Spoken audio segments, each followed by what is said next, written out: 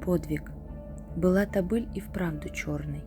Нежданно грянула беда, и юношей в солдатской форме страна направила туда. Туда, где час тревоги пробил, идти на помощь долг зовет. По направлению на Чернобыль машины двинулись вперед. Вокруг него земля притихла, и знали все, была она радиоактивным грозным вихрем без жалости поражена. И в строгом воинском порядке неподалеку от нее они поставили палатки, свое походное жилье. Поникла, горестью объята, и обезлюдила весна.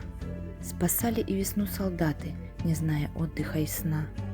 Они не раз ходили в зону, бесстрашие доказав трудом, отстаивали неуклонно за 5/5, за домом дом. Сражались по-геройски, смело, чтоб жизнь сюда опять вернуть, и лишь когда явилась смена, они смогли передохнуть.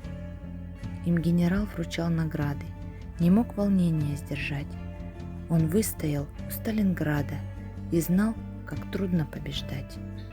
Валентин Серебров.